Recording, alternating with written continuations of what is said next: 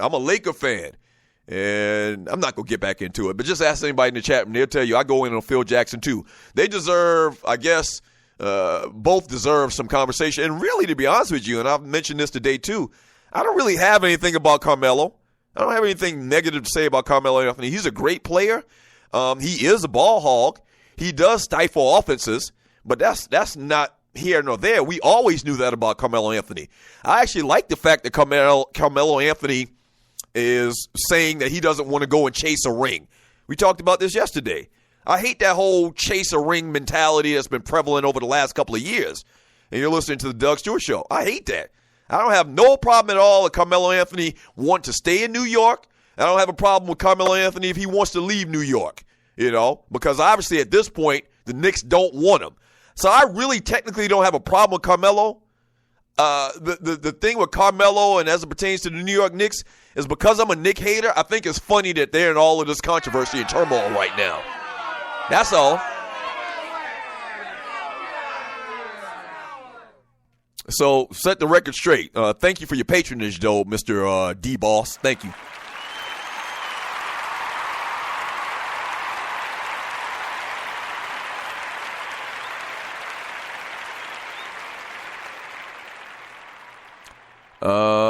From Juan Cruz, I don't blame Phil. The Knicks need a youth movement around Porzingis and Herman Gomez. I'm not even sure who that is, to be honest with you.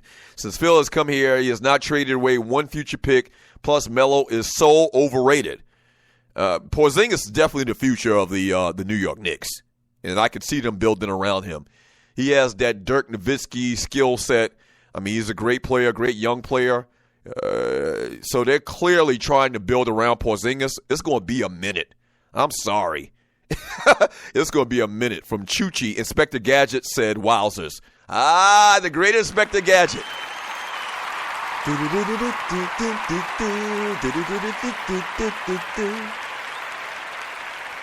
Go, Gadget Arm. From 334, Bama Boy, don't nobody got P whipped. I whips P. Pops on Friday after Knicks.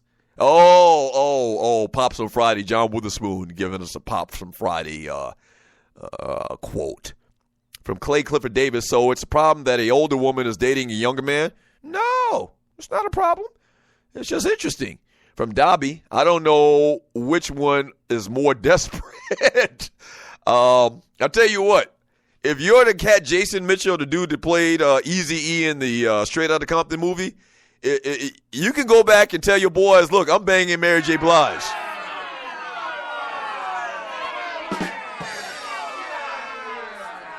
I mean, for a young cat, man, that's kind of impressive. That you banging the queen of hip-hop and R&B. That's a nice notch in your belt. If you banging the queen of hip hop and R&B, that's a pretty nice notch in your belt. I got to give it to you. From who do we got here? Who we got here? You're listening to the Doug Stewart Show. Coach Noah Bramble, exactly. Porter Noah has been hurt, so if healthy, it might be a different story. I think he's talking about Joakim Noah. From Uncle Donnie, Dwight Howard should have made the All-Star team. Yeah, Dwight actually has been playing good for a guy that doesn't see eye to eye for Dwight Howard and does think that he has the heart of like a 2-year-old infant. Dwight has played pretty good this year in relative terms, man. Maybe voters are just tired of Dwight Howard. I don't know.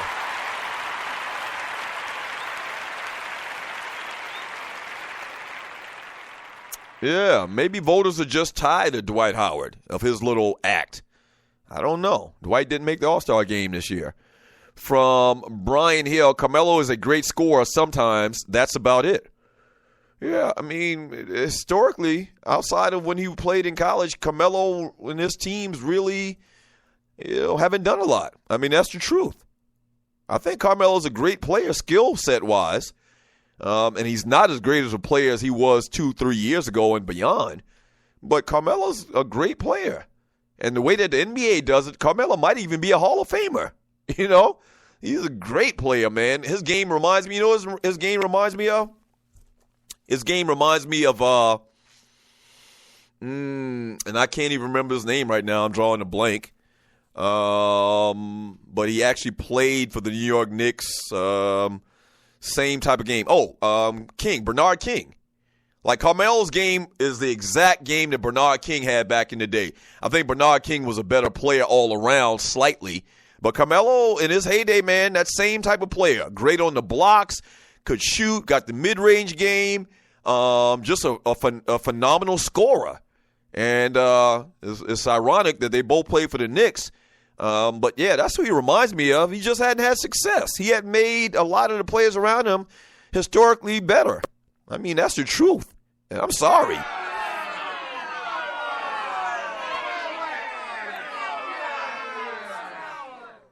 I'm sorry. And y'all owe him $54 million. So it's probably going to get worse before it gets better.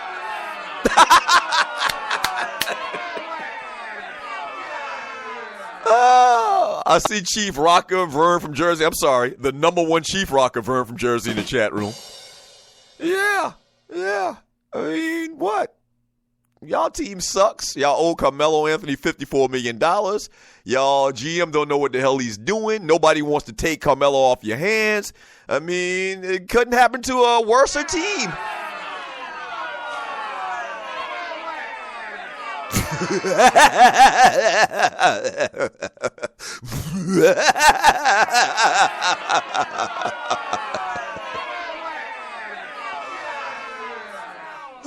From Corporate Brother, how in the hell are you going to say Carmelo reminds me of and can't remember the name? Because, sir, maybe you're new to listening to this show, but I have taken a lot of hits to the head.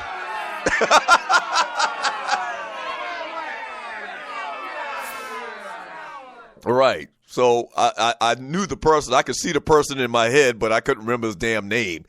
There's nothing wrong with that, sir. I mean, give a brother a break. I've taken many hits to the head, many more than you, trust me. Jan from Snellville, Dwight game is very suspect, and he can definitely be better, but the Hawks winning, and I think they're going to kick up some dust in the playoffs, maybe upset Cleveland. Ooh, I would love for that to happen. As much as I'm a critic of Dwight Howard,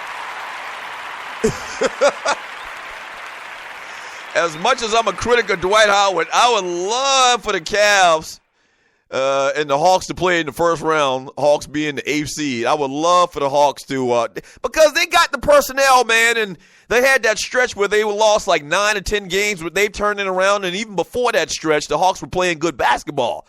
And I just like the pieces, man, and I always thought that Dwight was the perfect piece to come to Atlanta. And at one point, once again, it looked like that wasn't going to be the case. But Coach Budenholzer has kind of turned things around, and it's a long season. We haven't even made it to All-Star break yet. And, I mean, could the Hawks beat the Cleveland Cavaliers as they're constructed right now with that issue at point guard? But word on the street, and I guess we should give a little conversation to this, with all of that talk about the Bulls with Rondo, Dwayne Wade, and Butler going back and forth at each other.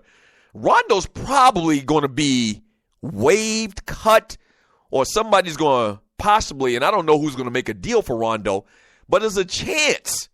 Streets are saying that Rondo could be a free agent very, very soon. And, you know, his personality and, you know, as far as him being a teammate, he's been on like 4 teams in the last 3 years, I think I heard the stat. But Rondo with the Cleveland Cavaliers would be a perfect move. Now, personality-wise, could they get around in the locker room? We'll see. But that's what Cleveland needs is Rondo. They need a floor general. They need a facilitator. And I don't think Rondo's necessarily lost a step. He's just been bad in the locker room. But if Cleveland could pick up Rondo, then they cooking with Crisco. But anyway, if Cleveland took on the Hawks in the first round, I can see the Hawks beating the Cleveland Cavaliers right now, the way they are set up right now. You know, Cleveland right now. I could see it happening. You know, chances of it happening, no. But could it happen? Would it be an upset? I think it could happen, man. I would be very excited to see that.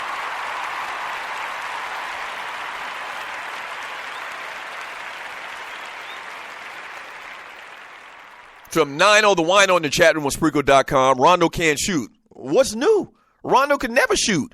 That didn't stop them from winning a couple championships in Boston. You know, Rondo is a facilitator. That's it. Rondo's going to get guys good shots. He's going to run the offense, and he can do that. He can do that. No, he can't hit the backside of a barn. That's never been his strong suit, but once again, history has shown, but that doesn't matter. With the Cleveland Cavaliers and what LeBron James have been talking about and what they need, they just can't find the right deal because of the way their money is being spent right now as the team is constituted right now. They need a point guard.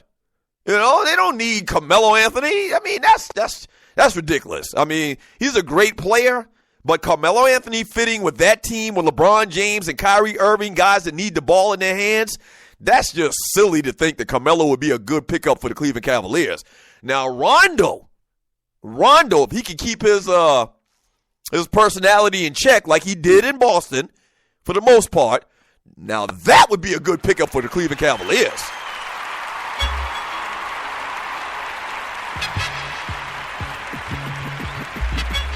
Yeah. From Clay Clifford Davis, the Celtics won one championship, and that was due to Bynum being out. Yeah, that's right. They won one championship, and they lost another one. I can't remember who. Did they lose it to the Lakers? They had to have. Yeah, they did. They lost the second championship. They made it twice, but they lost the second one to the Lakers. And you're right, we didn't have Andrew Bynum. When I say we, I'm a Laker fan if you're new to the show. Right. But they made it to two, though. And Rondo was a huge component of their success. Yeah. All right, when we get back from the break, it'll be hour number 3 of the Doug Stewart Show. We call it the Power Hour.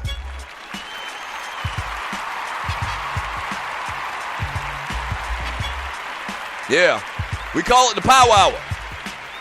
When we get back from the break, we'll read some of your chat. A couple little football stories out there. Antonio Brown and the strategy for the Cleveland Browns in this first pick in the draft.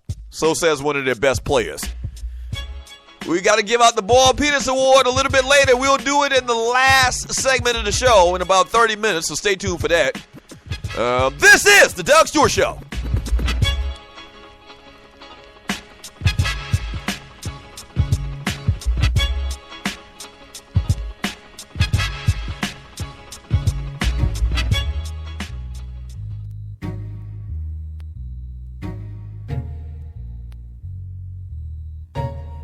Rhyme theory, mind theory.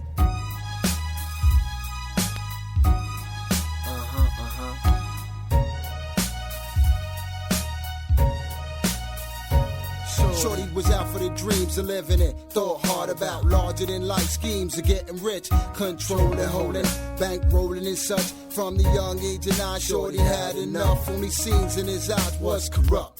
This is how you get what you want, what you need. Top of the line for Shorty, blooming Project C. Got the smart for the school, but love the street living. Excited his mind, fame, the vision. Napoleon claimed the name, played the part, maintained the heart, knew the game. Street raised to stay smart. Shorty made it on form and crafted 16. Do the math, added in dog years. That was too well advanced for all his average peers, but had a team of some wild out teens committed to. Rolling up, holding you up, slowing you up. Had his made mad up for a stripe, sizing you up. Adapt tactics for wild avenues and crews. Concealed matics for any trial blaze on you. Young calling the shots, only previews for dudes in all spots. Spoke for the boys who pump short shot and red tops. Now come the intricate plot by ways of rivalry. Comes thinking lava, they try to be steady on the come up. High wire for opportunity. 7 signs of sin wrapped up to spell. Only time will tell who goes to heaven or hell. We be in the streets wild and out, thugged out, bugged and blackout. Lethal and provoked to arouse, hear me out. Raise up, raise up, ease up, ease up, raise up, raise up, ease up, ease up, raise up, raise up, ease up, ease up. Warriors come out to play. This is the place where worlds collide. Separate clapper from rapper and rappers from actors. In too deep must consider the factor. If it's fame, let's think it over. Only few heads get the name of supernova. The rest be focused.